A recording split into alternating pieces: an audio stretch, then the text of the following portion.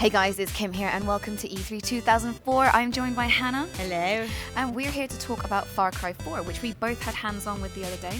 Yeah. So first up, what were your first impressions? I love it. I love it so much. I was surprised by Far Cry 3.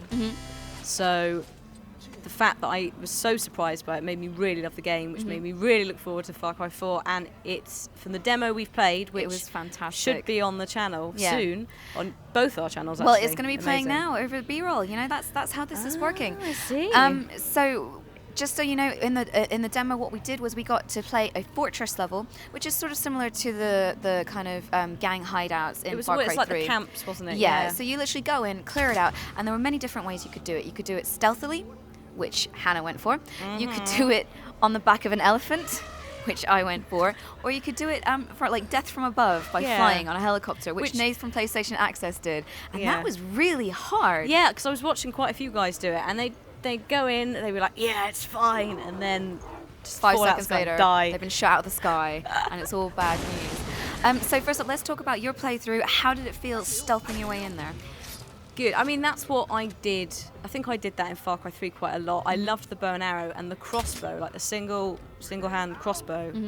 Ooh. You managed to get the sniper rifle as well. How did that feel? I did. I got one shot off with it because I thought I'm not going to be, with the stealth, it makes a bit of noise, so we'll just use it if we have to. But it was good. It was satisfying. The zoom on it is amazing. Yeah. It looks gorgeous. Really sharp. Really sharp. And I was saying as well earlier when we were reviewing the footage that the gun itself looks amazing. Yeah. Like you can see so much detail. They all look on amazing, don't they? Yeah. Oh, it's so nice. So I went in on the elephant because why not? So they said, oh, you can go in on an elephant if you want, and then you can have these other options. Like, I didn't hear anything past the elephant. Yeah. So loaded up. I was right next to an elephant, mounted up, had a shotgun. Went in, smashed down the front doors. They knew I was there. Oh yeah. And that was amazing. Like, so I just ran around the camp, smashing people up. The elephant as well goes on a bit of a rampage, and if you get him near someone, he picks him up in the trunk and shakes him up and down and chucks him over their shoulder. I had a little bit of problem because I tried to ram a truck, and I killed the truck. Yeah. But a guy on the truck killed my elephant, so that was a bit bad. Oh dear. By which time all the guards had activated the alarm, so reinforcements came. So did anyone activate the alarms in your one? God no, I took it out. The first thing I sort of this is the strategy I employed in the last game was kill people to get to the alarm, take the alarm out, and then you can just, if you've been caught by then, it doesn't matter. Well, I think, to be honest, if you're rampaging into someone's camp on the They're back of gonna an notice. elephant with a huge shotgun, the first thing they're going to do is also, hit the alarms. the alarm is further based back near the stealth bit, so you climb up the side of a mountainy thing using a grapple, and then you're sneaking over the top, so it's a lot more based for stealth. The guy was saying, that we talked to, one of the devs, was saying you can shoot out the separate single alarms as well. But there are 3 and they're connected. Yeah. So if you take out one, you need to do get them all. them in quick succession, otherwise they all go off. So I hit the alarm, so reinforcements came in. I managed to I kind of got backed into a corner, but I hid in a shack, found a grenade launcher, and then went on even more of a murderous rampage. And I shot a chopper out the sky with my grenades. And it was glorious. So I'm happy that there is that kind of breadth of gameplay because I'll be honest, I spent most of Far Cry 3 murdering stuff in brutal ways with all kinds of explosives and flaming arrows and all that kind of thing. And watching some of the other people, there were things like bait, which I don't think either of us used. I tried it, I chucked it, but I didn't see if anyone came. So the idea is you can chuck wild bait. It's sort of like a weird grenade in that you chuck wild bait at someone and a wild animal will come to the area and eat the bait and also eat the person standing next to it. So like in the old game, you'd have a sort of tiger wandering around on the side or maybe in a cage in the camp and you can let it a bear, out. or something but like this that. is a bit more like, it's a bit more encouraging the animal, whereas last time you just sort of occasionally you'd get lucky and it would go into the camp and just do the job for you.